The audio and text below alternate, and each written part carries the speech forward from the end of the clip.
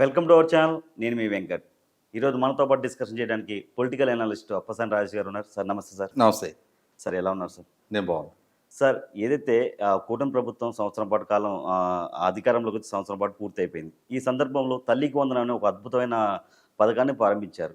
15,000 ప్రతి తల్లి ఖాతాలో వేస్తామని చెప్పి కూటమి ప్రభుత్వం చెప్పడం జరిగింది.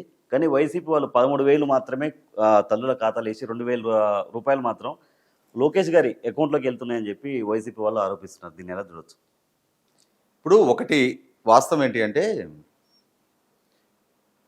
విద్యాశాఖ మంత్రిగా ఐటీ అండ్ హెచ్ఆర్డి శాఖ మంత్రిగా లోకేష్ విద్యాశాఖని ఒక సమూల ప్రక్షాళన దిశగా తన వైపు నుంచి ప్రయత్నం జరుగుతూ ఉంది.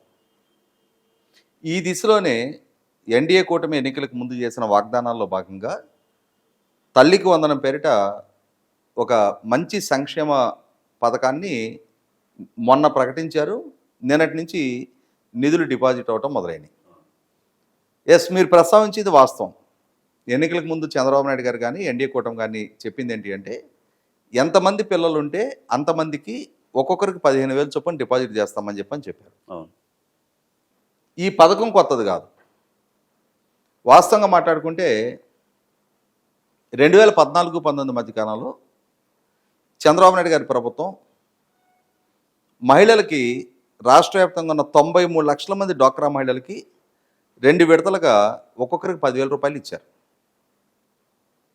అంటే సుమారుగా ఆ 2 విడతల మీద రాష్ట్ర ప్రభుత్వం తరఫున దాదాపుగా 18,600 కోట్లు ఖర్చు పెట్టారు. దాన్నే కొంచెం మార్పు చేసి జగన్మోహన్ రెడ్డి గారు, అంటే మహిళలకు ఇచ్చారు చంద్రబాబు నాయుడు గారు. జగన్మోహన్ రెడ్డి గారు ఏం చేశారంటే 93 లక్షల స్థానంలో 42 లక్షల స్కూల్ గోయింగ్ చిల్డ్రన్ తల్లులకి, అంటే ఆ 93 లక్షలని సగానికి పైగా కుదించి అమ్మఒడి పేరిట స్కూల్కి వెళ్తున్న తల్లులకి ఆయన కూడా ఎన్నికల్లో ఎంతమంది పిల్లలు ఉంటే అంతమందికి 15,000 ఇస్తానని వాగ్దానం చేశారు. కానీ వాస్తవ రూపంగా అమల్లోకి వచ్చేటప్పటికి ఎంతమంది పిల్లలు ఉంటే అంతమందికి కాకుండా తల్లికి 15,000 ఇస్తాను, అంటే ఆ తల్లికి 2 పిల్లలు ఉన్నా 3 పిల్లలు ఉన్నా ఒక్కరే ఉన్నా సరే తల్లికి 15,000 ఇస్తానని చెప్పారు. సరే, ఇప్పుడు మనకి చెప్పుకుంటారు కదా, something is better than nothing అని చెప్పని. అసలు ఏమీ ఇవ్వని దాని మీద 15,000 ఇచ్చినా చాలులే అని చెప్పని తల్లులు అనుకున్నారు.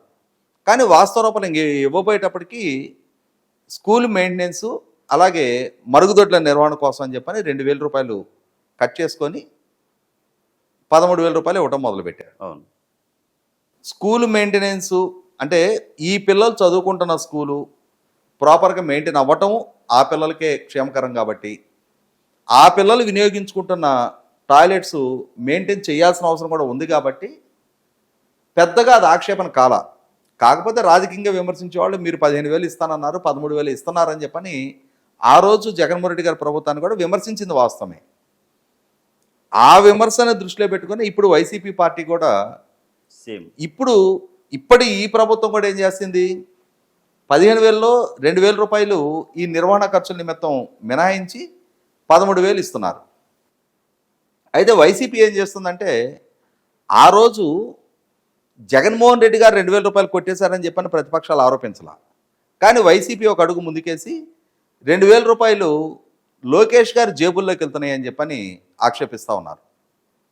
ఒక రకంగా మాట్లాడుకుంటే ప్రభుత్వం ద్వారా విడుదలయ్యే ఒక సంక్షేమ పథకానికి కేటాయిస్తున్న నిధులు లోకేష్ గారి జేబుల్లోకి ఎలా వెళ్తాయి?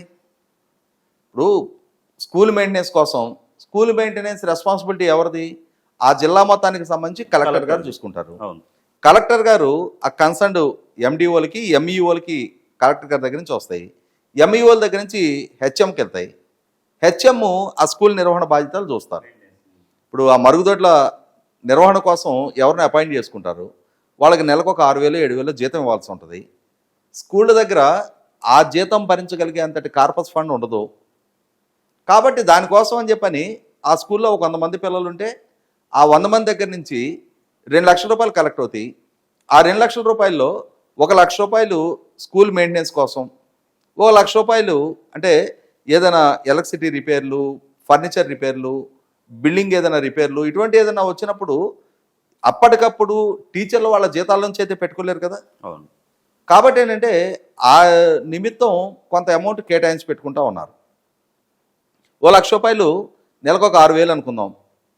ఆ మెయింటెనెన్స్లకి వాటికి దానికి ఆ శానిటేషన్కి సంబంధించి అంటే ఫినాయిల్స్, యాసిడ్లు ఇట్లాంటివి కొనాల్సి ఉంటుంది, బ్రష్లు లాంటివి కొనాల్సి ఉంటుంది. వాటి నిమిత్తం వాడుకుంటారు. ఇక్కడికి అయితే చాలా కీలకమైన అంశం ఏంటి అంటే జగన్మోహన్ రెడ్డి గారి ప్రభుత్వానికి ఈ ప్రభుత్వానికి మధ్య ఉన్న వ్యత్యాసం వచ్చేటప్పటికి జగన్మోహన్ రెడ్డి గారు ఆ తల్లికి ఎంతమంది పిల్లలు ఉన్నా ఒకరిగానే పరిగణించి 15,000 మాత్రమే కేటాయింపు చేశారు. అందులో 2,000 మినహాయించుకొని 13,000 ఇచ్చారు. ఇప్పుడు ఈ ప్రభుత్వం ఏం చేస్తుంది, ఎంతమంది పిల్లలు ఉంటే అంతమందికి 13,000 చొప్పున ఇస్తా ఉన్నారు. దాంతో 13,000 అనేది ఆల్రెడీ తల్లిదండ్రులకి అలవాటైపోయిన ప్రక్రియే. అందువల్ల తల్లిదండ్రుల వైపు నుంచి ఏం ఆక్షేపణ వ్యక్తం కావట్లా. ఇప్పుడు జగన్మోహన్ రెడ్డి గారు నిండుగా 15,000 ఇచ్చుండి ఇప్పుడు ఈ ప్రభుత్వం 13,000 తీసుకుంటే అప్పుడు తల్లిదండ్రుల వైపు నుంచి కూడా ఆక్షేపణ వ్యక్తం అయ్యి ఉండేది. ఆయన హయాంలో 15,000 ఇచ్చారు కదా, మీరు 13,000 ఇస్తున్నారు అని చెప్పని. ఆయన ఇచ్చింది 13,000. ఆయన కూడా ఏ అవసరాల నిమిత్తం ₹2,000 మినహాయించుకున్నారో ఇప్పుడు ఈ ప్రభుత్వం కూడా అదే అవసరాల నిమిత్తం 2,000 మినహాయించుకొని 13,000 ఇస్తున్నారు. కానీ ఇక్కడ నాటితో కంపేర్ చేస్తే ఇక్కడ మెరుగైన నిర్ణయం ఏంటి అంటే నాడు 42 లక్షల మంది తల్లులకి ఇస్తే నేడు 67 లక్షల మంది పిల్లలకి ఇస్తున్నారు. అంటే ఇక్కడ దాదాపు 18,55,000 మంది తల్లులకి ఒకరే సంతానం ఉన్నారు. 14,55,000 మందికి ఇద్దరు సంతానం ఉన్నారు.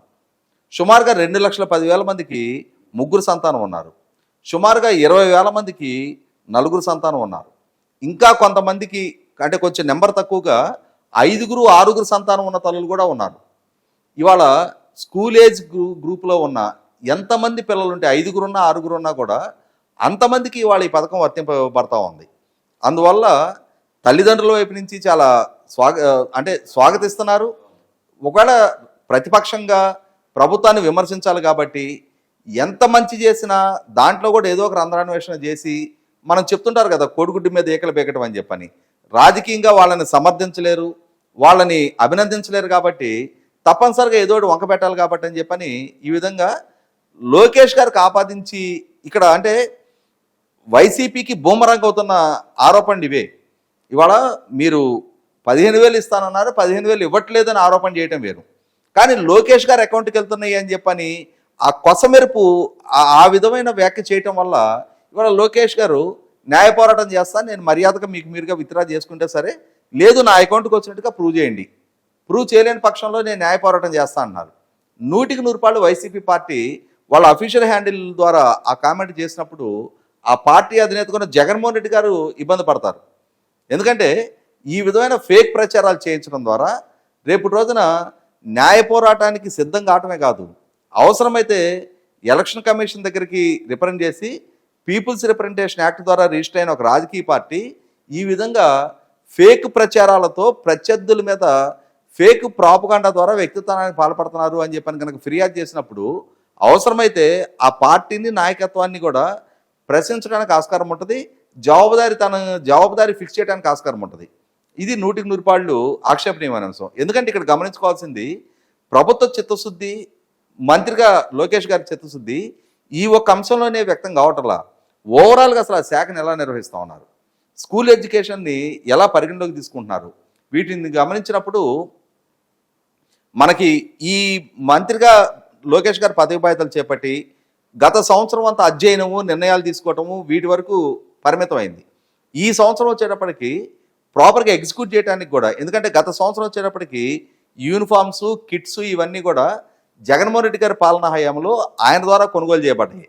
కానీ ఈ ప్రభుత్వం వచ్చిన తర్వాత ఇప్పుడు వీళ్ళు దేనికి ప్రాధాన్యత ఇస్తూ ఉన్నారు, జగన్మోహన్ రెడ్డి గారి పాలనా హయాంలో ఆయన పిల్లలకి టెక్స్ట్ బుక్స్ ఇచ్చినా దాని మీద జగన్మోహన్ రెడ్డి గారి ఫోటో, స్కూల్ బ్యాగులు ఇచ్చినా జగన్మోహన్ రెడ్డి గారి ఫోటో, బెల్ట్ ఇచ్చినా జగన్మోహన్ రెడ్డి గారి ఫోటో, దాని స్థానంలో పైగా జగనన్న విద్యా కానుక అని చెప్పని వాటికి ఆయన పేరు. ఇవాళ ఈ ప్రభుత్వం వచ్చిన తర్వాత ఏం చేశారు, సర్వేపల్లి రాధాకృష్ణన్ అంటే ఉపాధ్యాయ వృత్తి నుంచి రాష్ట్రపతిగా పనిచేసి ఇవాళ వారి జన్మదినోత్సవాన్ని గురు పూజా మహోత్సవంగా జరుపుకోబడే సర్వేపల్లి రాధాకృష్ణన్ గారి పేరిట సర్వేపల్లి రాధాకృష్ణన్ విద్యా కానుక అని చెప్పని పెట్టడం జరిగింది. అంటే ఇవాళ చరిత్రలో చిరస్మరణీయులుగా మిగిలిపోయి ఉన్న ఆదర్శ వ్యక్తిత్వం కలిగిన వారి పేరు ఆ పథకానికి పెట్టడం ద్వారా, అంటే పిల్లలకి ఇస్తున్న ఆ యూనిఫామ్స్, కిట్స్, వాటికి ఆ నామకరణం చేయడం ద్వారా పిల్లల్లో స్ఫూర్తి నింపటం. వాళ్ళకి సహజంగానే క్యూరియాసిటీ ఉంటుంది కదా, ఎవరి సర్వేపల్లి రాధాకృష్ణన్ గారు, ఎందుకు ఈ పేరు పెట్టారు అన్నప్పుడు ఆయన చరిత్ర ఇది. ఆయన ఒక టీచర్ నుంచి రాష్ట్రపతిగా ఎమర్జ్ అయిన ఆయన ఒక స్ఫూర్తివంతమైన వ్యక్తిత్వం గురించి పిల్లలకు కూడా పరిచయం చేసినట్టుంటుంది. అదే సందర్భంలో స్కూల్ ఎడ్యుకేషన్ పరంగా కూడా చూసుకున్న 5 సంవత్సరాలు జగన్మోహన్ రెడ్డి గారి పరిపాలనా హయాంలో నాట్ ఈవెన్ సింగిల్ డిఎస్సి, ఒక్క డిఎస్సి నిర్వహణ కూడా జరగల. దాంతో కంపేర్ చేసినప్పుడు ఈ ప్రభుత్వం అధికారంలోకి వచ్చిన తర్వాత 16,347 టీచర్ పోస్టుల నియామకానికి ఇప్పుడు డిఎస్సి ప్రక్రియ జరుగుతూ ఉంది. అదే సందర్భంలో ఈ జీవో నెంబర్ 117, ఆ జీవో నెంబర్ని రద్దు చేసి, అంటే స్కూళ్ళ పునరేకీకరణ, విద్యా వ్యవస్థని అతలకుతలం చేశారు. 1-2 తరగతుల వరకు ప్రైమరీ ఎడ్యుకేషన్లో ఉంచి 3, 4, 5 తరగతులని హై స్కూల్ ఎడ్యుకేషన్లో మిక్స్ చేసి రకరకాల ప్రయోగాలు చేశారు. ఆ రకరకాల ప్రయోగాలు చేసి ఉపాధ్యాయులకు కూడా తలకమించిన యాపుల భారాన్ని పెట్టారు. వీటన్నిటి నేపథ్యంలో వాటిని అన్నింటినీ సరళీకరించుకుంటూ వస్తా ఆ జీవోని రద్దు చేసి, అదే సందర్భంలో విద్యా వ్యవస్థలో కూడా సమూల ప్రక్షాళన తీసుకు అడుగులేస్తూ ఉన్నారు. గతంలో ఒక క్లాస్కి ఒక టీచర్ విధానం అనేది కేవలం 1,200 స్కూళ్ళకు పరిమితం అయితే దాన్ని ఇప్పుడు 9,600 స్కూళ్ళకు వర్తింపజేశారు. అంటే గతంలో ఎలా ఉండేదంటే ఒక స్కూల్లో ఇప్పుడు జగన్మోహన్ రెడ్డి గారు అమల్లోకి తీసుకొచ్చిన 1-2 తరగతులు ప్రైమరీ ఎడ్యుకేషన్లో ఉన్న దాంట్లో 1వ తరగతి 2వ తరగతి ఒకే రూమ్లో ఒకే టీచరు, సగం క్లాసు ఒక తరగతి, సగం క్లాసు ఒక తరగతి పిల్లలు పంచుకొని ఉండేవాళ్ళు. అటువంటి స్థితి నుంచి వాళ్ళ ఒక్కొక్క క్లాస్కి ఒక్కొక్క టీచర్ని నియామకం ఎప్పుడో మేము చిన్నప్పుడు చదువుకున్న రోజుల్లో ఉండే విధానం అది. తర్వాత గ్రాడ్యువల్గా ఎప్పుడైతే ప్రైవేట్ స్కూళ్ళ వైపు తల్లిదండ్రులు ఎక్కువగా మక్కువ చూపిస్తూ ఉన్నారో గవర్నమెంట్ ఎడ్యుకేషన్లో అడ్మిషన్స్ తగ్గాయి. ఆ తగ్గిన నేపథ్యంలో ప్రపోర్షనేట్గా టీచర్ల నియామకం కూడా తగ్గించుకుంటూ వస్తా ఆ రేషనలైజేషన్లో భాగంగా కొన్ని స్కూళ్ళు అసలు మూతపడ్డాయి అడ్మిషన్స్ లేక. అటువంటి ప్రాసెస్లో ఏం చేశారంటే 1 నుంచి 5 తరగతుల పిల్లలకు ఒకటే టీచర్ ఉండి స్కూల్ని నిర్వహించిన సందర్భాలు కూడా ఉండేవి. వాటి స్థితి నుంచి వాళ్ళ 9,600 స్కూళ్ళకి ఎన్ని తరగతులు ఉంటే అంతమంది టీచర్లని నియామకం చేపట్టారు. అంటే రకరకాలుగా అంటే తన రాజకీయపరమైన ముద్రకి దూరంగా, రాజకీయ నాయకుల ఫోటోలకి దూరంగా. అదే సందర్భంలో ఇప్పుడు గమనించుకుంటే అకాడమిక్ ఇయర్ బిగిన్ అయిన మొట్టమొదటి రోజునే యూనిఫాము, బుక్స్, బ్యాగులతో సహా కిట్స్ మొత్తం కూడా దాదాపుగా 80% స్టూడెంట్స్కి ఆ రోజు హ్యాండ్ ఓవర్ చేసేయగలిగారు.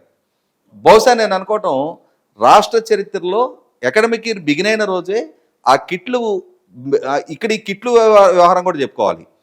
జగన్మోహన్ రెడ్డి గారి పాలనా హయాంతో పోల్చి చూస్తే ఈ కిట్లు, బుక్స్, వీటి కొనుగోళ్లలో సంవత్సరానికి 200 కోట్ల రూపాయలు ఇంకా బెటర్ క్వాలిటీ బట్టలు ఇస్తున్నారు, ఇంకా బెటర్ క్వాలిటీ బ్యాగులు ఇస్తున్నారు, ఇంకా better quality shoes, belt, socks ఇస్తున్నారు. ఇవన్నీ ఇస్తూ కూడా 200 కోట్ల రూపాయలు సంవత్సరానికి ఆదా చేయగలిగారు. అంటే ఈ 5 సంవత్సరాలు రాబోయే రోజుల్లో 1000 కోట్ల రూపాయల రాష్ట్ర సంపదని ఈ ప్రభుత్వం ఆదా చేయగలిగింది. అంటే మరి గత ప్రభుత్వ హయాంలో ఇంతకంటే తక్కువ నాణ్యత ఉన్న వస్తువులు ఇంతకన్నా 200 కోట్ల రూపాయలు అధికంగా కొనుగోలు చేశారు అని అంటే ఖచ్చితంగా అక్కడ అవినీతి జరిగిందనేది అర్థమవుతా ఉంది కదా. ఆఖరికి ఎలా అయిపోయిందంటే ఇవాళ పిల్లలకి మిడ్ డే మీల్స్లో ఇచ్చే చిక్కీ ఉంటుంది, వేరుశనగ పప్పు, మనకు పాకం, బెల్లం పట్టి, దాంట్లో కూడా అవినీతి జరిగిపోయింది. అది ఇప్పుడు ఈ ప్రభుత్వ హయాంలో ఆ రేట్లు ఫిక్స్ చేసిన తర్వాత నిర్ధారణ అవుతా ఉంది. వీటన్నిటి నేపథ్యంలో ఇవాళ తల్లిదండ్రులు సంతోషంగా ఉన్నారు. విద్యా వ్యవస్థ ప్రక్షాళన పట్ల మెరుగైన స్టాండర్డ్స్ తోటి పిల్లలకి మంచి చదువు అందడానికి ఆస్కారం ఉంది. వీటన్నిటి నేపథ్యంలో ఈ ప్రభుత్వం ఈ విధంగా అంటే ఎంతమంది పిల్లలు ఉంటే అంతమందికి ఈ వాగ్దానాన్ని అమలు చేయడం ద్వారా చంద్రబాబు నాయుడు గారు ఈ పథకాన్ని అమలు చేయరేమో అని చెప్పని అనుమానాలు రేకెత్తించాలి అని చెప్పని, తద్వారా తాత్కాలికంగా రాజకీయ ప్రయోజనం పొందాలని చెప్పని జగన్మోహన్ రెడ్డి గారు అనుకున్నా కూడా ఒక రకంగా ఆయనది వృధా ప్రయాస. ఎందుకంటే ప్రభుత్వం అమలు చేస్తుందా లేదా, ప్రభుత్వం డిఫాల్ట్ అయితే రాజకీయంగా దాన్ని విమర్శించడానికి ఆస్కారం ఉంది. కానీ ప్రభుత్వం అమలు చేయకముందే మోసం చేసేశారు అని చెప్పని విపరీతంగా సౌండ్ పొల్యూషన్ చేశారు. ఇవాళ ప్రభుత్వం అమలు చేసింది. అమలు చేసిన తర్వాత 2,000 రూపాయలు లోకేష్ కొట్టేశాడని చెప్పని డైరెక్ట్ ఎలిగేషన్ లేపుతా ఉన్నారు. మరి ఎలిగేషన్ లేపినప్పుడు దానికి సంబంధించిన సాక్ష్యాధారాలు కూడా చూపించగలగాలి. సాక్ష్యాధారాలు చూపించలేనప్పుడు ప్రభుత్వ పరంగా వాళ్ళు చట్టపరంగా చర్యలు తీసుకుంటాము అని అంటే దానికి బైండ్ అయి తీరాల్సిందే. వైల్డ్ ఎలిగేషన్ చేసినప్పుడు ఆ ఎలిగేషన్కి ఎవరైతే చేస్తారో వాళ్ళే రెస్పాన్సిబుల్ అవుతారు. దాన్ని రుజువు చేయాల్సిన బాధ్యత వాళ్ళ మీదే ఉంటుంది. కాబట్టి ఈ విధమైన నిందారోపణలతోటి కాలయాపన చేయటం కన్నా కన్స్ట్రక్టివ్ పాలిటిక్స్ వైపు కనుక అడుగులేస్తే రాజకీయంగా వైసీపీకి మేలు జరుగుతుంది. అదే సందర్భంలో సమర్థవంతమైన ఈ విధానాలు ఎంచుకోవడం ద్వారా విద్యా వ్యవస్థని ముఖ్యంగా రూపాయి ఖర్చు కాకుండా పేద పిల్లలకి చదువు చెప్పే ప్రభుత్వ విద్యా వ్యవస్థ ఎంతగా స్టాండర్డ్స్ మెరుగైతే అంతగా కుటుంబాలకి విద్యార్థులకు కూడా లబ్ధి చేకూరడానికి ఆస్కారం ఉంటుంది. ఎందుకంటే ఇవాళ ఏ కుటుంబం చూసుకున్నా ఇవాళ ఆర్థికంగా దెబ్బతింటానికి రెండే కారణాలు. ఒకటి పిల్లల చదువు, రెండు అనారోగ్యం. ఇవాళ ఏ కుటుంబంలో అయినా ఎవరికైనా అనారోగ్యం సోకి హాస్పిటల్స్కి వెళ్తే లక్షల రూపాయల బిల్లులు అవుతూ ఉన్నాయి. ఆ లక్షల రూపాయల బిల్లులు భరించలేక కుటుంబాలు అప్పులపాలవుతూ ఉన్నాయి. లేదు పిల్లల చదువులు కూడా గవర్నమెంట్ ఎడ్యుకేషన్ కాకుండా ప్రైవేట్ రంగంలోకి వెళ్తే విపరీతమైన కాస్ట్లీ ఎఫర్ అయిపోయింది. దాంతో ఏమవుతుంది, ఇవాళ పిల్లలు చదువుకుంటే తప్పితే మంచి కెరీర్ దొరకదు. మంచి కెరీరు అనేది ఇవాళ ఒక కంపల్షన్ అయిపోయింది. అటువంటి నేపథ్యంలో ఎట్టి పరిస్థితుల్లో మనకన్నా మన పిల్లలు ఇంకా బెటర్గా మంచి కెరీరు, మంచి బెటర్ ప్రాస్పెక్ట్స్తో వాళ్ళు జీవించాలి అనుకునే ఏ తల్లిదండ్రులు అయినా సరే సపోజ్ చేసైనా సరే పిల్లల్ని చదివించడానికి ప్రయారిటీ ఇస్తూ ఉన్నారు. దాంతో ఏమవుతుంది, కుటుంబాలు ఆర్థికంగా దెబ్బతింటున్నాయి. ఇటువంటి పరిస్థితుల్లో ₹1 ఖర్చు లేకుండా ప్రభుత్వ రంగంలో మెరుగైన ఇన్ఫ్రాస్ట్రక్చర్ తోటి, మెరుగైన స్టాండర్డ్స్ తోటి కనుక చదువు చెప్పించగలిగే అవకాశం ప్రభుత్వ పరంగా కనుక ప్రొవైడ్ చేసినప్పుడు కుటుంబాలకి ఈ ఆర్థిక పరమైన భారం నుంచి విముక్తి కలిగించినట్టు అవుతుంది. అదే సందర్భంలో బెటర్ కండిషన్స్లో పిల్లలు కూడా బ్రహ్మాండంగా రాణించడానికి ఆస్కారం ఉంది. ఎందుకంటే ఈ కార్పొరేట్ స్కూల్స్ అరౌండ్ బిగిన్ అయింది ఒక 2-3 దశాబ్దాల నుంచి. అంతకుముందు అందరూ ప్రైవేట్ స్కూల్స్లో చదువుకున్న వాళ్ళే, అందరూ ప్రభుత్వ స్కూల్స్లో చదువుకున్న వాళ్ళే, తెలుగు మీడియం స్కూల్స్లో చదువుకొని ఇవాళ ఎంతో ఉన్నత స్థానాలకు ఎదిగిన వాళ్ళే. కాబట్టి ప్రభుత్వ స్కూల్స్లో ఇవాళ ఇంగ్లీష్ మీడియం కూడా అందుబాటులోకి వచ్చింది, సాంకేతికత అందుబాటులోకి వచ్చింది. దానికి తోడు కొత్త జనరేషన్ టీచర్లు అందుబాటులో ఉంటున్నారు. వీటన్నిటి నేపథ్యంలో వీలైనంత వరకు గవర్నమెంట్ స్కూల్స్లో అడ్మిషన్స్ ఇంప్రూవ్ అవ్వాలి, గవర్నమెంట్ స్కూల్స్ కాపాడబడాలి. ప్రభుత్వ పరంగా అందిస్తున్న ప్రోత్సాహకాలు ఆ దిశగా అడుగులు పట్టడానికి ఆస్కారం అవుతాయి. చాలామంది తల్లులు ఈ పథకం ద్వారా చాలా సంతోషం వ్యక్తం చేస్తున్నారు సార్. సోషల్ మీడియాలో ఎక్కడ చూసినా ట్రోలింగ్ నడుస్తుంది. చాలా మంచి పథకం. సహజం కదా. ఇప్పుడు ఇవాళ గ్రామీణ ప్రాంతాల్లో కానీ పట్టణాల్లో కానీ ఇప్పుడున్న పరిస్థితుల్లో ప్రభుత్వ స్కూల్స్కి పిల్లల్ని పంపిస్తున్నారు అని అంటే వాళ్ళు ప్రైవేటు కాన్వెంట్లలో ఎఫర్ట్ చేయలేని వాళ్ళే ప్రభుత్వ స్కూళ్ళకి పంపిస్తూ ఉంది. కొంచెం స్తోమతో ఇప్పుడు మా గ్రామంలో నా కళ్ళ ముందు వ్యవసాయ కూలీలుగా ఉన్న వాళ్ళు పిల్లలు చాలామందిని మా ఊరి నుంచి తెనాల్లో కాన్వెంట్లకి వ్యాన్లు వస్తాయి. ఈ వ్యానుల్లో అంటే వాళ్ళు కూలీ నాలి చేసుకొని సంపాదించుకున్న కొద్దిపాటి డబ్బులతోటి వాళ్ళ పిల్లల్ని కాన్వెంట్లో పెట్టి చదివించుకుంటూ ఉన్నారు. అటువంటి స్థితిని కూడా ఆ మాత్రం కూడా ఎఫర్ట్ చేయలేని వాళ్ళు ఆ ఊర్లో ఉన్న గవర్నమెంట్ స్కూల్కి పంపించేది. మరి అటువంటి వాళ్ళకి ప్రభుత్వ పరంగా ఇంట్లో 2 పిల్లలుంటే ఇద్దరికి కలిపి 26,000 రూపాయలు వాళ్ళకి ఆ ఇన్సెంటివ్గా అందుతుంటే డెఫినెట్గా ఏ తల్లైనా సంతోషిస్తుంది కదా. ఇవాళ నా పిల్లలు నాతో పాటు కూలికి వచ్చి ₹1 సంపాదించే ఆస్కారం లేకుండా నేను నా పిల్లల్ని చదువుకోవాలని చెప్పిన స్కూల్కి పంపించిన వారా ఆ ఏజ్లోనే నా పిల్లల ద్వారా నాకు 13,000 రూపాయలు నాకు ఆదాయం దక్కుతుంది, నా పిల్లవాడి చదువు అనేది నాకు భారం కాదు అని చెప్పని ఏ తల్లైనా ఫీల్ అవడానికి ఆస్కారం ఉంది కదా. కాబట్టి ఏమవుతుందంటే మిగిలిన తల్లిదండ్రులు ఎవరైనా ఉండి మా పిల్లలు చదువు కన్నా కూడా వాళ్ళు మాతో పాటు పనికి రావాలని ఆలోచన చేసే వాళ్ళు కూడా వాళ్ళ ఆలోచన ధోరణి మార్చుకొని పిల్లల్ని స్కూల్కి పంపించడానికి ఉపయోగంగా ఉంటుంది ఇది. Thank you so much sir.